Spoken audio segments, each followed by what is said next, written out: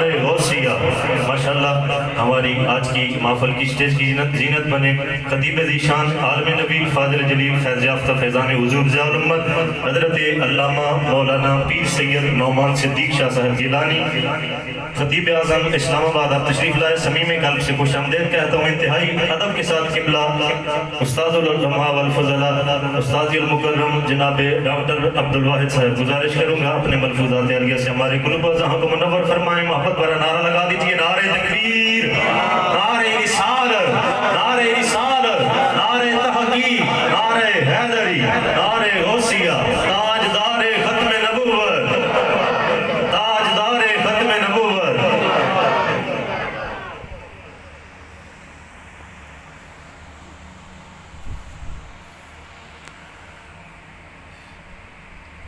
بسم اللہ الرحمن الرحیم، والصلاة والسلام علی رسول کریم سیدنا محمد الذی تنزل بالروحۃ وتنفرج بالقرب وتقضى بالحوائج وتنال بالرقائب وحسن الخواتیم ويستسقى الغمام بوجهه الكريم وعلى آلہ واصحابہ فی کل لمحۃ ونفس بعدد کل معلوم لک یا اللہ یا حی یا قیوم برحمتک نستغیث۔ اما بعد فاعوذ باللہ من الشیطان الرجیم، بسم اللہ الرحمن الرحیم۔ نبئ عبادی انی انا الغفور الرحیم وان عذابی هو العذاب العلیم، صدق اللہ العظیم وصدق رسول النبی الکریم۔ اللہم صل علی سیدنا محمد وعلی آل سیدنا محمد وعلی اصحاب سیدنا محمد وعلی ازواج سیدنا محمد۔ الصلاة والسلام علیک یا سیدی یا رسول اللہ وعلی آلک واصحابک یا سیدی یا حبیب اللہ۔ مولایا صلی وسلم دائما ابدا علی حبیبک خیر الخلق کلہم یا اکرم الخلق مالی منابر به سواک عند حلول الحادث العمم۔ مولایا صلی وسلم دائما ابدا علی حبیبک خیر الخلق کلہم یا رب بالمصطفیٰ بلغ مقاصدنا واغفر لنا ما مضى یا واسع الکرم۔ مولایا صلی وسلم دائما ابدا علی حبیبک خیر الخلق کلہم۔ قابل صد اکرام، سادات اکرام، علماء کرام، سامعین حضرات، ایک دن نبی پاک علیہ السلام اپنے حجرہ مبارک سے باہر تشریف لائے۔ آپ نے دیکھا کہ صحابہ کرام تشریف فرما ہے اور آپس میں گفتگو کر رہے ہیں اور ہنس رہے ہیں۔ نبی پاک علیہ السلام نے اپنے غلاموں کو ارشاد فرمایا، تم خوشی میں بیٹھے ہو، خوش ہو رہے ہو، آپس میں گفتگو کر رہے ہو اور تمہیں آخرت کی کوئی فکر نہیں، جنت تمہارے سامنے ہے، جہنم تمہارے سامنے ہے اور تم اس حال میں بیٹھے۔ حضور علیہ السلام کی عادت مبارکہ تھی کہ آپ ہر وقت اپنی امت کے لیے غمگین رہتے۔ اسی حالت میں آپ غمگین تھے کہ اللہ کریم نے قرآن کریم نازل فرمایا اور ارشاد فرمایا کہ اے میرے محبوب، پریشان نہ رہا کرو، میرے ان بندوں کو، اپنے ان غلاموں کو ارشاد فرماؤ کہ رب کریم بڑا غفور الرحیم ہے، اور اس کے ساتھ ساتھ جو اس کا نافرمان رہے اس کو عذاب اگر آئے تو عذاب بھی اس کا بڑا سخت ہے۔ یہ اس آیت مبارکہ کا مفہوم و ترجمہ ہے۔ تو اللہ کریم نے اپنے محبوب علیہ السلام کو امت رسول کے حوالے سے یہ ارشاد فرمایا کہ اے محبوب، تیرے امتی گنہگار ہیں، ان سے گناہ سرزد ہوتے ہیں، لیکن جب غلطی کر کے میری طرف واپس آئیں گے تو مجھے بڑا غفور الرحیم پائیں۔ انسان ہے، انسان سے غلطیاں سرزد ہوتی ہیں۔ انبیاء کرام علیہ السلام معصوم ہیں اور اس کے علاوہ کسی کو معصوم نہیں کہہ سکتے۔ ہاں، اللہ کریم جسے محفوظ فرمائے تو اس کی اپنی مہربانی ہے۔ انسان ہوتا ہی وہی ہے جس سے خطا سرزد ہو۔ اور غالباً سعدی شیرازی رحمہ اللہ ارشاد فرماتے ہیں، یا رب تو کریمی اور رسول تو کریم، صد شکر کی حسن میں آنے دو کریم۔ یہ امت رسول کو اعزاز حاصل ہے کہ اس کا رب بھی بڑا کریم ہے اور اس کا نبی بھی بڑا کریم ہے۔ آپ فرماتے ہیں کہ ہماری خوش قسمتی ہے، ہم دو کریموں کے درمیان آ گئے ہیں۔ تو انسان اس دنیا میں آتا ہے، اس کے لیے اعمال ہیں، اس نے اعمال اس سے سرزاد ہوتے ہیں۔ اچھے اعمال سرزاد ہو تو خوش رہتا ہے، دنیا سے جاتے وقت اسے کوئی پریشانی نہیں ہوتی۔ برے اعمال ہوں تو اللہ پاک نے اس آیت مبارکہ میں اسے یہ اجازت فرمائی ہے، اس کے لیے خوشخبری اسے دی ہے کہ کوئی بات نہیں، اگر تیری زندگی کفر میں گزری ہے، گناہوں میں گزری ہے، اگر برے اعمال ہیں تیرے تو کوئی مسئلہ نہیں، پریشان نہ ہو، دل سے نیت کر اور واپس میری طرف آ، پھر دیکھ میری رحمت تجھے کس طرح اپنے ہاتھوں میں لے لی۔ یہاں اس کا یہ مطلب نہیں کہ انسان کی نجات کا دار و مدار اعمال پہ ہے، اور اس کا یہ مطلب بھی نہیں کہ انسان کی نجات کا دار و مدار غفور الرحیمی پہ ہے۔ یہ ساری چیزیں مسلم ہیں، دونوں چیزیں مسلم ہیں۔ اعمال، نبی پاک علیہ السلام نے ارشاد فرمایا کہ اعمال کے حوالے سے، اے میرے غلاموں، تمہارے اعمال جتنے بھی زیادہ ہوں، جتنے بھی اچھے ہوں، لیکن اس کی رحمت کے بغیر جنت کی امید نہ رکھنا۔ اور صحابہ کرام نے عرض کی، یا رسول اللہ، کیا آپ کے بھی ایسے ہی حالات ہیں؟ تو نبی پاک علیہ السلام نے ارشاد فرمایا، ہاں میرے لیے بھی یہ معاملہ ہے، اللہ کی رحمت کا میں بھی محتاج ہوں، اس کے فضل و کرم کا میں بھی محتاج ہوں۔ تو اس آیت مبارکہ میں ہمیں یہ ہمارے لیے خوشخبری ہے کہ انسان سے گناہ سرزد ہوں تو واپس آئے اس غفور الرحیم کی طرف۔ وہ واپس جب انسان اس کی طرف آتا ہے تو اس کے گناہ اسے معاف کر دیے جاتے ہیں۔ اور یہ بھی یاد رکھنا کہ نبی پاک علیہ السلام کے صدقے اللہ پاک ہمارے گناہ بھی معاف فرماتا ہے اور فضل و کرم بھی فرماتا ہے۔ پہلے امتیں دیکھیں نا، پہلی امتیں گناہ سرزاد کوئی ہوتا تو اس کے دروازے پہ لکھ دیا جاتا، ان کی شکلیں بگڑ جاتی، ان پہ اجتماعی عذاب آتا، آسمان پہ ظاہری طور پر بادل ہوتا، جب اس کے نیچے کھڑے ہوتے تو پتھروں کی بارش ہوتی، خنزیروں اور بندروں کی شکلیں ان کی بدل گئیں۔ لیکن حضور علیہ السلام کے صدقے اللہ کریم نے ایسا عذاب ہم پہ نازل نہیں فرمایا۔ تنبیہیں آتی رہی ہیں، اب بھی آتی ہیں، بے موسمی بارشیں یہ بھی تنبیہ ہے، زلزلے کا آنا یہ بھی تنبیہ ہے، بیماریوں کا پھوٹ آنا یہ بھی تنبیہ ہے، یہ ساری چیزیں موجود ہیں۔ لیکن وہ عذاب جو اجتماعی عذاب ہوا کرتا تھا، اللہ پاک نے ارشاد فرمایا، ما کان اللہ لیعذبہم وانت فیہم، اے میرے محبوب، میں عذاب انہیں کیسے دے سکتا ہوں کہ تمہاری ذات طیبہ ان کے اندر موجود ہے۔ تو اس کا مطلب و مفہوم یہ ہے کہ ہمارا اعمال سے بھی رابطہ ہو اور ہمارا کریم آقا علیہ السلام سے بھی سچی محبت اور سچا واسطہ موجود ہو، تب ہماری زندگی خوشگوار بھی گزرے گی اور جاتے وقت کوئی پریشانی بھی نہیں ہوگی۔ اللہ کریم جس طرح اعلیٰ حضرت نے فرمایا ہے نا، کفار جس وقت قیامت کا دن ہوگا تو کفار کہیں گے، یا اللہ تھوڑی سی مہلت دے، تھوڑا سا مجھے واپس دنیا میں جانے دے، میں کچھ صدقہ کر لوں، کچھ اچھے کام کر کے آؤں، لیکن اجازت نہیں ہوگی۔ اسی طریقے سے جو لوگ کلمہ پڑھ کے اب اس وقت دنیا میں یہ کہتے ہوئے نظر آتے ہیں کہ اللہ کافی ہے جی، نبی پاک علیہ السلام کا جو کام تھا، پیغام تھا، وہ دے کر چلے گئے، نعوذ باللہ، قیامت کا دن ہوگا نا، ساری امتیں بلکہ ساری مخلوق نبی پاک علیہ السلام کے پیچھے پیچھے ہوگی۔ جس طرح وہ لمبی حدیث ہے کہ ہر نبی کے پاس جائیں گے، ہر نبی یہی کہے گا کہ آج میں کچھ نہیں کر سکتا، فلاں کے پاس جاؤ، ادھر جاؤ، ادھر جاؤ۔ اخیر نبی پاک علیہ السلام کی بارگاہ میں جب آئیں گے تو ساری مخلوق قیامت کے دن میدان حشر میں نبی پاک علیہ السلام کے پیچھے ہوگی۔ ایک جگہ آئے گی، ساری مخلوق جا رہی ہوگی، ایک جگہ آئے گی جہاں کفار رک جائیں گے، آگے گنہگار امتی جائیں گے۔ اللہ کی بارگاہ میں جب حضور علیہ السلام حاضر ہوں گے تو اس وقت آپ اللہ کی بارگاہ میں سجدہ کریں گے. اللہ کریم ارشاد فرمائیں گے, حدیث لمبی ہے میں صرف مختصر کر رہا ہوں. اللہ کریم ارشاد فرمائیں گے, اے محبوب ارفع راسک اسأل توتا اشفع تشفع او کما قال علیہ السلام. اے محبوب سر مبارک اٹھائیے, اپنی امت کے لیے مانگیے, تجھے عطا کیا جائے گا. شفاعت فرمائیے, تجھے عطا کیا جائے گا.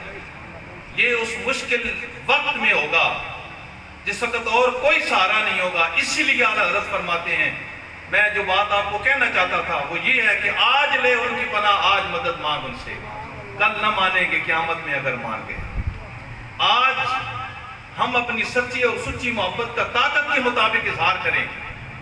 نبی پاک علیہ السلام نے ایک دن ارشاد فرمایا, اے میرے غلاموں خوشخبری ہو ان لوگوں کے لیے. تو صحابہ کرام نے عرض کی, یا رسول اللہ وہ لوگ کون ہیں؟ تو نبی پاک علیہ السلام نے ارشاد فرمایا, وہ لوگ ہیں جو میری امت میں بعد میں آئیں گے, نہ مجھے دیکھیں گے نہ ملاقات ہوگی, لیکن میں ان کے لیے خوشخبری بھی چھوڑ رہا ہوں. وہ کیوں چھوڑ رہا ہوں؟ کہ وہ مجھے غائبانہ محبت مجھ سے فرمائیں گے. آج محبت کا تقاضا کیا ہے؟ بہت ساری پریشانیاں ہیں اس محبت کے اظہار کے لیے. کوئی کہتا ہے کہ قرآن و حدیث میں ایسی محبت کا اظہار نہیں ہے, کوئی کہتا ہے کہ محبت کا وجود ہی نہیں ہے. بہت ساری پریشانیاں اور مشکلات ہم سامنے رکھ کر سنتے ہیں اور پھر خاموش ہو جاتے ہیں. محبت اس چیز کا نام ہے کہ محبوب کے عشق میں جو چیز پسند آئے وہ انسان کر گزرے, اسے محبت کہتے ہیں. بہت سارے اعمال ہیں نبی پاک علیہ السلام کے سامنے صحابہ کرام نے اس محبت کا اظہار کرتے ہوئے سامنے وہ اعمال فرمائے. مثلا سیدنا عبداللہ بن عمر رضی اللہ تعالیٰ عنہ, آپ ایک دفعہ حج مبارک کی طرف تشریف لے کے جا رہے تھے. راستے میں ایک درخت آیا, آپ نے اس درخت کے نیچے سے اپنی سواری گزاری اور اپنے سر کو جھکا لیا. ساتھیوں نے پوچھا کہ درخت اوپر تھا, ٹہنیاں نیچے نہیں تھی, کوئی وجہ نہیں تھی سر جھکانے کی. تو آپ نے ارشاد فرمایا, میں کریم آقا علیہ السلام کے ساتھ ایک دفعہ اسی راستے پہ سفر میں تھا, میں نے دیکھا میرے آقا نے یہاں سر جھکایا تھا, اس لیے میں بھی یہاں سر جھکا رہا. آج کہتے ہیں جی کہ ہر سال میلاد کیوں مناتے ہیں, یہ کام کیوں کرتے ہیں, وہ کام کیوں کرتے ہیں. مجنون نے کتے کے پاؤں چومے تھے, پوچھا کیوں چوم رہے ہو؟ کہنے لگا میری محبوبہ کی گلی میں کبھی کبھی یہ کتا پھر کے آتا ہے, اس لیے میں اس کے پاؤں چوم رہا ہوں. نبی پاک علیہ السلام کے غلاموں نے حضور علیہ السلام کا خون مبارک پیا تھا. کوئی قرآن کی آیت نہیں, کوئی حدیث نہیں, کوئی اور ایسا عمل نہیں, لیکن صحابہ کرام نے جب یہ کیا نبی پاک علیہ السلام نے ارشاد فرمایا, جس نے میرا خون پیا ہے اس پر دوزخ کی آگ حرام ہے. ایک کے بارے میں ارشاد فرمایا, اس کی 7 نسلوں میں میرے خون کی خوشبو آئے گی. ایک صحابی نے آپ کا پیشاب مبارک پیا, آپ نے ارشاد فرمایا جس نے یہ کام کیا ہے اس پر دوزخ کی آگ حرام ہے. اب یہاں سوچیں کہ وہ کس چیز کا اظہار کر رہے تھے اور کہاں سے دلیل لی تھی. کوئی دلیل نہیں, قرآن میں نہ ہے نہ حدیث میں ہے. صحابہ کرام کا عمل ہے اور ہمارے لیے یہ دین بن گیا. صحابہ کرام نے عشق رسول میں جو جو عمل کیے وہ ہمارے لیے دین اور ہمارا اسلام بنتا گیا. اسی طرح بہت ساری ایسی مثالیں ہیں. میں نے بات شروع کی تھی کہ حضور علیہ السلام بھی کریم ہے اور اللہ بھی کریم اور غفور الرحیم ہے. ہمیں اپنے اعمال بھی کرنے چاہیے اور محبت رسول کا اظہار بھی کرنا چاہیے. میں ایک حدیث بیان کر کے اپنی گفتگو ختم کرتا ہوں. نبی پاک علیہ السلام نے ایک دن ارشاد فرمایا اپنے غلاموں کو کہ ابھی ابھی میرے پاس سے ایک فرشتہ ہو کر واپس گیا ہے اور اس نے مجھے اطلاع دی ہے کہ پہلی امتوں میں ایک آدمی عبادت گزار 500 سال عبادت ایک پہاڑ کی چوٹی پہ بیٹھ کے کرتا رہا. آس پاس سمندر تھا, درمیان میں جزیرہ تھا, پہاڑی تھی, اس کے اوپر وہ عبادت کرتا رہا.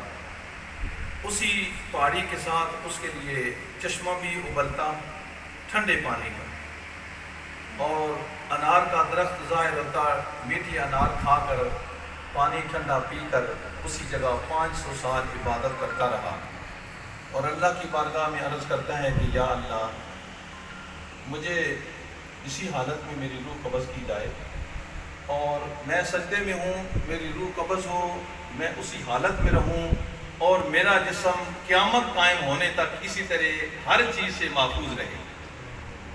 نبی پاک علیہ السلام نے ارشاد فرمایا کہ اللہ نے اس کی دعا قبول فرمائی،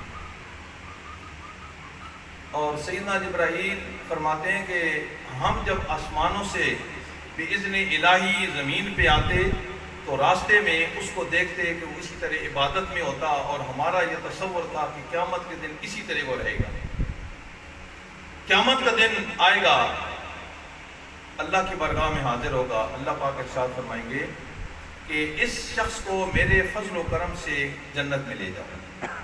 وہ عرض کرے گا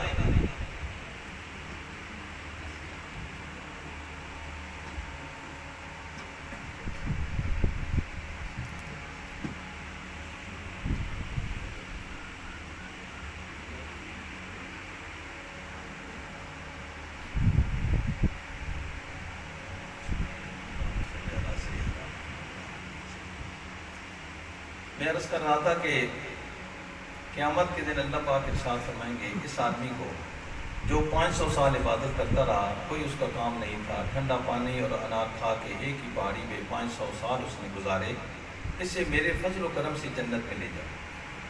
وہ عرض کرے گا یا اللہ میرے اعمال کدھر گئے، اتنی میری عبادت ہے وہ کدھر گئی، تیرے فضل و کرم ٹھیک ہے اس سے میں جنت میں جا رہا ہوں، لیکن وہ میرے اعمال اس کی کوئی حیثیت نہیں۔ اللہ کریم ارشاد فرمائیں گے اسے واپس لے آؤ، واپس لایا جائے گا۔ اللہ کریم ارشاد فرمائیں گے کہ اس کے سارے اعمال ایک پرڑے میں رکھو، اور اسے جو میں نے نعمتیں دی ہیں نا اس نعمت میں سے ایک آنکھ دوسرے پرڑے میں رکھو۔ جب اس طرح تولا گیا تو وہ آنکھ والی نعمت بھاری نکلی، اعمال کم ہو گئے۔ ارشاد فرمایا کہ اسے دوزخ میں لے جاؤ۔ اللہ کی بارگاہ میں ہاتھ باندھتا ہے اور عرض کرتا ہے یا اللہ میں اپنے اعمال کو چھوڑتا ہوں جو اپنے فضل و کرم سے جنت۔ تو انسان کی عبادات کا یہ حساب و کتاب ہے۔ اللہ پاک نے ارشاد فرمایا اتنی بڑی نعمتیں، صرف ایک نعمت تیرے اعمال کے لیے بھاری نکلی ان کے سامنے، اور یہ ساری نعمتیں دے رکھی ہیں، اور اس سے بڑھ کر تجھے ٹھنڈا پانی چشمے سے اور ایک خوبصورت انار کا درخت ظاہر ہوتا، اس سے پھل کھاتا، یہ کتنی بڑی نعمت ہے۔ اگر میری توفیق نہ ہوتی تو عبادت کیسے کرتا؟ یہاں یہ بات ذہن میں رہے کہ اعمال کو چھوڑنا نہیں ہے، اعمال اپنے کرنے ہیں۔ نبی پاک علیہ السلام نے اپنے غلاموں کو ارشاد فرمایا میرے ہاتھ میں 2 کتابیں ہیں، ایک میں جنتیوں کے نام، یہ غالباً بخاری شریف کی حدیث پاک ہے۔ پہلے جو میں نے حدیث بیان کی ہے وہ المستدرک للحاکم جو بخاری کے مقام پر ہے، امام بخاری کی ہی حدیثیں اس میں موجود ہیں، ان کی شرائط پر جو پوری اترتی ہیں، اور یہ حدیث پاک بخاری شریف کی ہے کہ نبی پاک علیہ السلام نے ارشاد فرمایا یہ 2 کتابیں میرے ہاتھ میں ہیں، تمہیں پتہ ہے کیا ہیں؟ صحابہ نے عرض کی یا رسول اللہ ہمیں کوئی پتہ نہیں، ارشاد فرمائیے۔ فرمایا یہ والی کتاب، دائیں ہاتھ والی کتاب، اس میں جنتیوں کے نام، ان کے باپ دادا کے نام، اس میں دوزخیوں کے نام، ان کے باپ دادا کے نام۔ صحابہ اکرام نے عرض کی یا رسول اللہ جب فیصلہ ہو چکا تو اب ہمارے اعمال کا کیا فائدہ؟ نبی پاک علیہ السلام نے ارشاد فرمایا نہیں ایسا نہ کرو، اعمال جاری رکھو، اپنی محنت جاری رکھو، اپنی طاقت کے مطابق اس کے حضور سر سجود رہو۔ اللہ نے جو فیصلہ فرمانا تھا وہ فرما دیا ہے، لیکن تمہاری تقدیر، تمہارا نصیب انہی اعمال کے ساتھ جڑا ہوا ہے۔ ہر نیک بندے کا، جنتی بندے کا آخری عمل وہ ہوگا جو اسے جنت میں لے جائے گا، اور برے انسان کا ہر وہ عمل جو برا ہوگا وہ اسے دوزخ میں لے جائے گا۔ اللہ کریم کی بارگاہ میں التجا ہے، سادات کرام بھی تشریف لا چکے ہیں، ان کے سامنے یہ بے ادبی بھی ہوئی ہے، لیکن نبی پاک انہیں کے نانا جان کی بات بیان کر رہا تھا، تو اللہ کریم کی بارگاہ میں التجا ہے کہ جن بزرگوں کے لیے اکٹھے ہوئے ہیں دیندار تھے، میری ملاقات ان سے آخری کچھ عرصہ رہی ہے، اللہ کے نیک بندے تھے، اللہ پاک ان کے درجات بلند فرمائے، اولاد کو صبر جمیل اور اجر عظیم عطا فرمائے، اور جو احباب آئے ہیں ان کے صدقے سب کے حال پہ رحم فرمائے، صلی اللہ تعالیٰ علی خیر خلقہ سیدنا محمد الفاتح لما أغلق والخاتم لما سبق الناصر الحق بالحق والهادي إلى صراط المستقيم.